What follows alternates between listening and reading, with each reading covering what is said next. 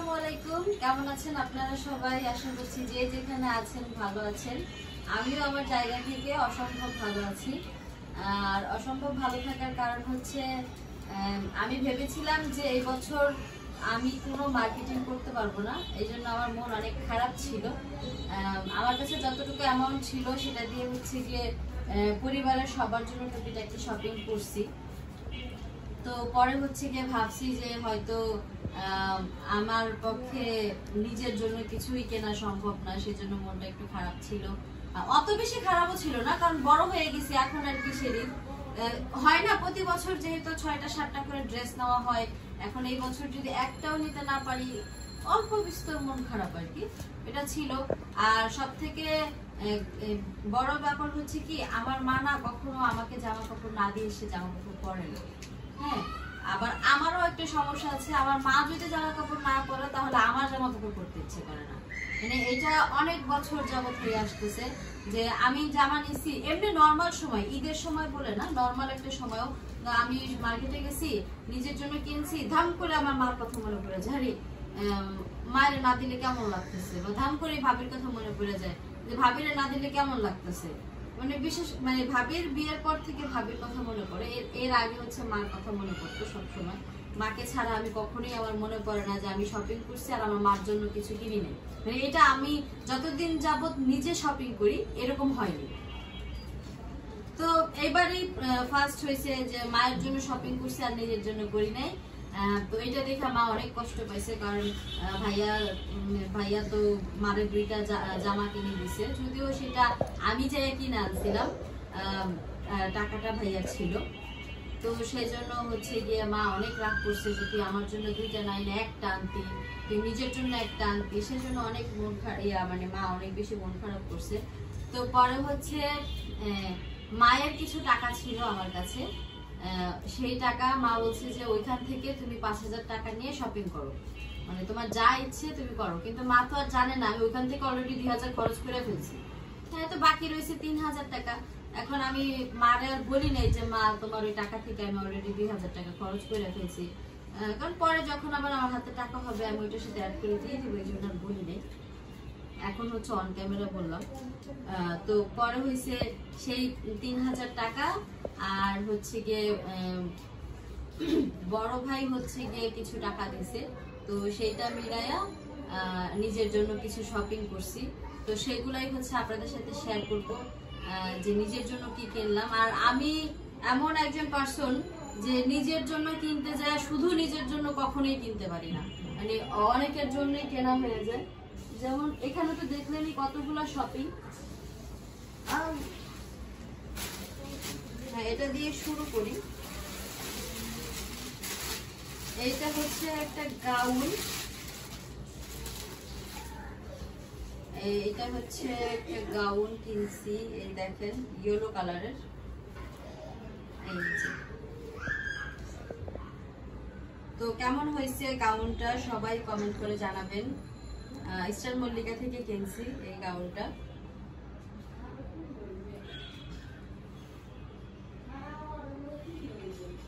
তারপর হচ্ছে এই একটা সিরিজ,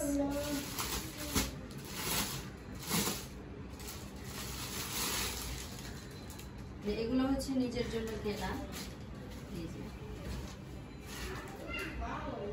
আসেন ভাবে একটু সামনে আসেন, আমরা একটু সামনে থেকে দেখাই ওয়ার্কটা। এই যে সিকোয়েন্সের কাজ করা জামাটার মধ্যে, এটা হচ্ছে রেশমি সুতার মধ্যে সিকোয়েন্স করা। অনেক ভালো লাগছে আমার কাছে ড্রেসটার, কালারটা খুব সুন্দর। এই দেখেন, তো আমাকে কেমন লাগবে এই ড্রেসটাতে অবশ্যই কমেন্ট করে জানাবেন। হ্যাঁ, মানে আমার কাছে ভালো লাগছে। আমি যখন মার্কেটে এটা আমার গায়ের উপরে রাখছি মনে হচ্ছিল যে আমাকে একটু ব্রাইট লাগতেছে না, ফর্সা লাগতেছে না এই ড্রেসটাতে, এটাতে ফর্সা লাগবে, এই জন্যই হচ্ছে এটা কেনা। আর মার্কেটে আমাদের ঘরে সব থেকে ভালো পছন্দ, মানে পছন্দ করার জন্য সব থেকে বেস্ট হচ্ছে আমার বড় ভাই। আমার বড় ভাই পছন্দ অনেক সুন্দর, আর বড় ভাই এই জন্যই যেখানেই মানে বিশেষ করে শপিং করতে গেলে আমি সবসময় চেষ্টা করি যেন ভাইকে নিয়ে যেতে পারি। বড় ভাইয়ের পছন্দ খুবই ভালো লাগে আমার কাছে। আর এটা হচ্ছে এটার ওড়নাটাও একদম ফুল কাজ করা। অনেক সুন্দর। তো আপনারা গেস করে এটার একটা দাম বললেন, দেখি আমি কি জিতে গেলাম না ঠকে গেলাম জামাটা কিনা। হ্যাঁ, গেস করে একটা দাম বললেন যে এটার দাম কত হইতে পারে, আমার কাছ থেকে কত রাখছে। মানে আপনারা যারা শপিং করেন তারা তো জানেন আসলে কি টাইপের দাম হইতে পারে এই টাইপের থ্রি পিসের। তো আমি অ্যাকচুয়ালি ওইভাবে জানি না, কারণ আমি দামি থ্রি পিস খুবই কম কিনি। আমার দামি থ্রি পিস কিনতে গেলে না কলিজা থাকে, মনে হয় কি এত দামি জিনিস আমার লেগে কিনুন, এত দামি জিনিস আমার লেগে কিনুন, মানে এই টাইপের একটা ফিল কাজ করে। হ্যাঁ, এই জন্য আমি কখনোই কিনি না, নিজের জন্য কখনোই অত দামি জামা কাপড় আমার কেনা হয় না। হ্যাঁ, যদি কেউ কিনা দেয় তাহলে ঠিক আছে, কিন্তু আমি আমার জন্য পার্সোনালি কখনো অত দামি জামা কাপড় কিনি না। আমার বয়স যাই হয়েছে, এই এত বছর বয়সে আমি কখনো বলতে পারবো না যে নিজের টাকায় বা নিজের মার্কেটে যাইয়া কখনো 2000 টাকা দামের একটা জামা কিনছি, মানে এটা কখনো হয়নি। হ্যাঁ, তো এই জন্য হচ্ছে আমার ওই দামি জামা কাপড় দেখলেই ই হয় যে না এত দামি জামা তো নেওয়া যাবে না, এই টাইপের একটা ফিলিং আসবে। আরো আছে দেখাচ্ছি আপনাদের। কই গেল, এখানে অনেকগুলো শপিং, তো এখান থেকে আসলে খুঁজে বের করাটা একটু কষ্টের হয়ে যাচ্ছে যে আসলে কোনটার মধ্যে আছে না আছে বুঝতে পারতেছি না। হ্যাঁ, এই যে পাইছি, এই যে এটার মধ্যে আবার আমারটা রেখা চলে আসলাম শাড়ি পাটটার মধ্যে। মানে কেনার সময় আবার এটা হচ্ছে এই মার্কেটের বাইরে যে ছোট টং দোকানগুলো থাকে না, ওই টং দোকান থেকে এই স্কার্টটা কিনছি শাড়ি পাটের। এই দেখেন শাড়িফার জন্য এই স্কার্টটা কিনছি, এটা হচ্ছে নিচের পার্ট আর এই যে এটা হচ্ছে উপরের পার্ট। তো কেমন হয়েছে কমেন্ট সেকশনে কমেন্ট করে জানাবেন। শাড়িফার মানে খুবই অল্প দামের জিনিস কিন্তু সুন্দর। হ্যাঁ, আর ভালোবাসা কখনোই দাম দিয়ে বিচার হয় না, সেজন্য আসলে আমি দামের কথা নাই বলি। আর এটা সবাই জানেন, যেহেতু গাউসিয়া মার্কেটের বাইরে টং দোকানগুলোতে এই জামাগুলো পাওয়া যায়, সবাই জানেন এগুলোর দাম কিরকম হইতে পারে। আর আরেকটা গাউন আছে, এই যে এটা তো ওয়ান পিস, মানে একটা শুধু জামা, আর এটা হচ্ছে আবার 2 পিস, এটা জামা প্লাস ওড়না। এইটা আমার কাছে একটু বেশি ভালো লাগছে, কারণ সাথে ওড়না আছে। ওড়নাটা পরলে খুব ভালো লাগে, মানে একটা পবিত্র পবিত্র একটা ভাব আসে। দেখাই,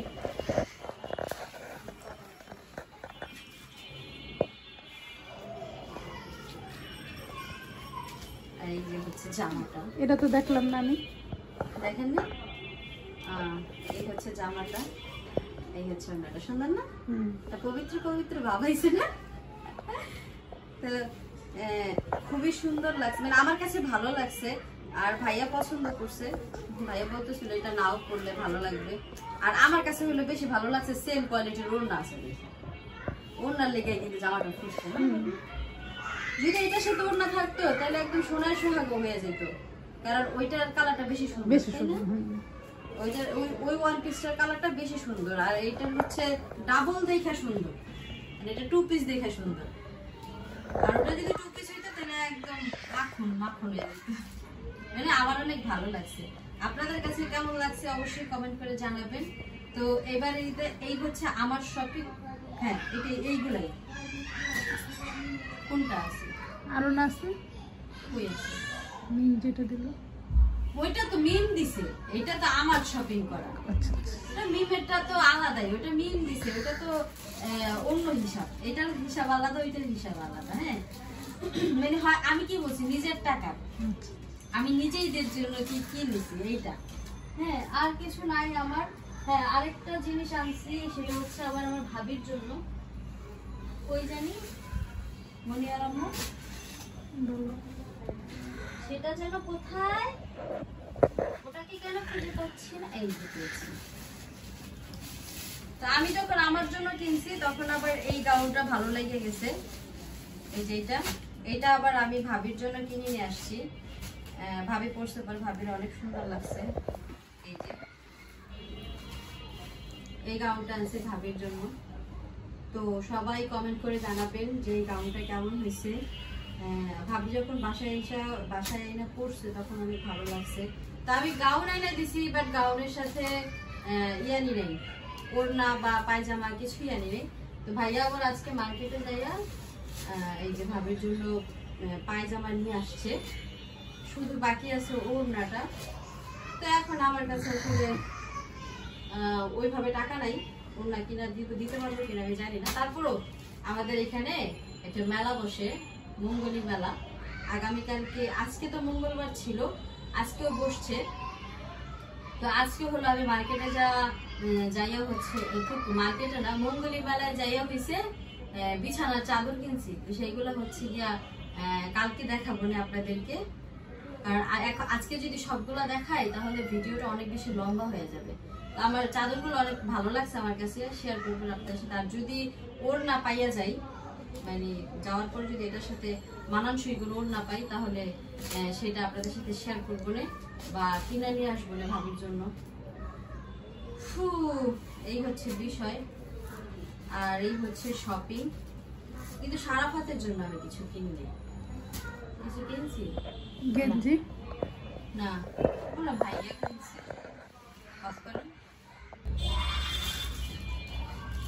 তো এই হচ্ছে এইবার ঈদের মোটামুটি শপিং, আর কিছু কিনি নাই। ও একজোড়া জুতা কিনছি, সেটা তো ভুলেই গেছি।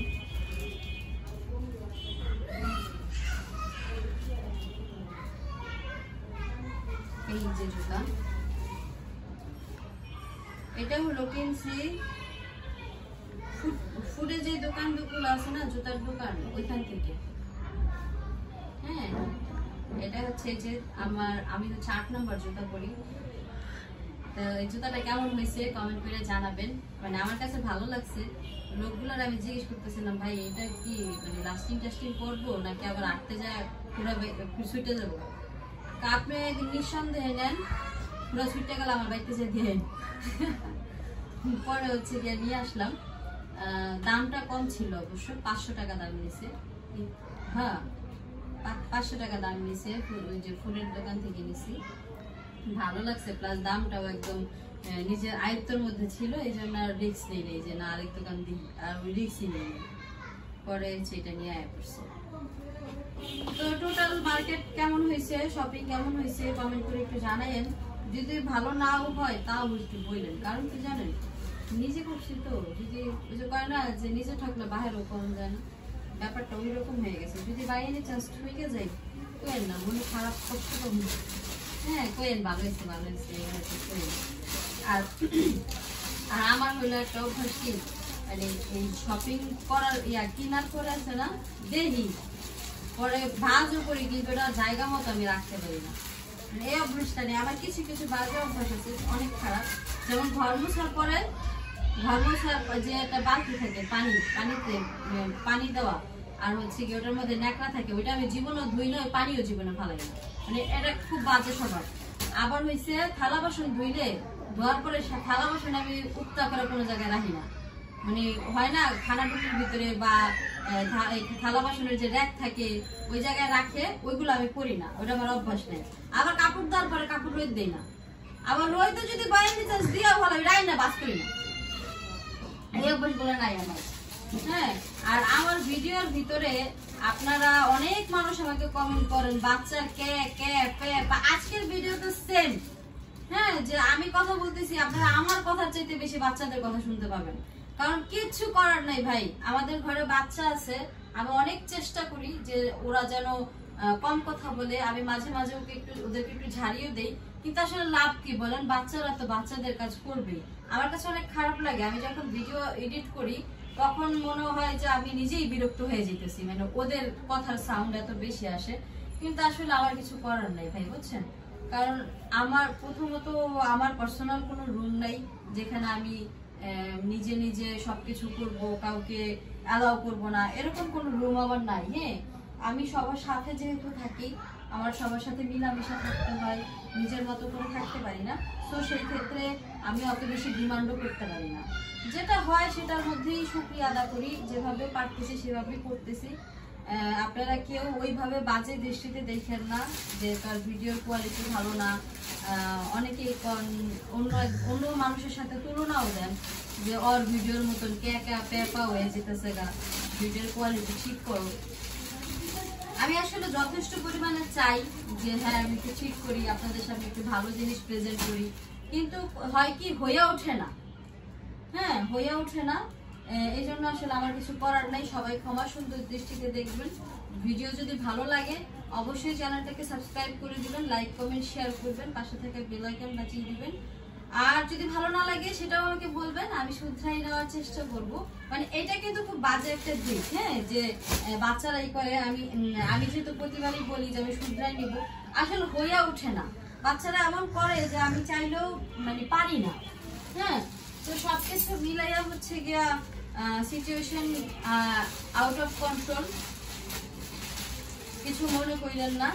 আর এবছর মনটা একটু খারাপ, কারণ হচ্ছে এই বছর আব্বু নাই। গত বছর আব্বুর জন্য শপিং করছি আমি নিজে মার্কেটে যাই, নিউ সুপারে যে আব্বুর জন্য ফতুয়া, আব্বুর জন্য শার্ট, তারপর হচ্ছে লুঙ্গি কেনা হয়নি, কারণ লুঙ্গি আব্বুর একদম নিউ ছিল, যার জন্য লুঙ্গি কেনা হয়নি, এগুলো কিনে আনছিলাম। কিন্তু এবছর আব্বু নাই, এই জন্য হচ্ছে গিয়ে মন খারাপ। আর মা অনেক বেশি কান্নাকাটি করে। এই রোজা আসার পর থেকে মনে হয় 2-3টা রোজা বাদ গেছে যে মা কান্না করে নাই আব্বুর জন্য। প্রত্যেকটা রোজা মার কান্না দেখে শেষ হয়, কান্না দেখে শুরু হয়, তো খারাপ লাগে। এখন মারে আমি এটা বুঝাইতে পারি না যে এটা তো নর্মাল, কেন কান্নাকাটি করতেছি, এটা বুঝাইতেই পারি না, তার ভিতরে বুঝ মানেই না। যাই হোক, মন খারাপ হবে, এটা নর্মাল, এটা স্বাভাবিক। আমাদেরও মন খারাপ হয়, মাকে এটা বুঝাই না কখনই, কারণ আমার মা আমার উপরে অনেক বেশি ডিপেন্ড। মানে আমি যদি কখনো মন খারাপ করে বসে থাকি, আমার মনে হয় আমি ফিল করি আমার মা সহ কাঁদে। মানে আমার চেহারা কালোর সাথে সাথে আমার মার চেহারাও কালো হয়ে যায়। তারপর আমি যদি কখনো কান্না করি, আমার মা এক মুহূর্ত সহ্য করতে পারে না, সাথে সাথে সে নিজেও কান্না করে দেয়। তারপর আমি যদি কোথাও বলি যে মা যাবো, তোমাকে নিয়ে যাবো, সে কখনো না করে না। মানে সে আমার প্রতি দুর্বল নাকি সে আমাকে আলাদা কোনো একটা স্থানে রাখছে, মানে আমার কাছে এত ভালো লাগে, আমি বইলা বুঝাইতে পারবো না। আমি অনেক বেশি আমার আব্বা আম্মার প্রতি আমি অনেক দুর্বল, অনেক।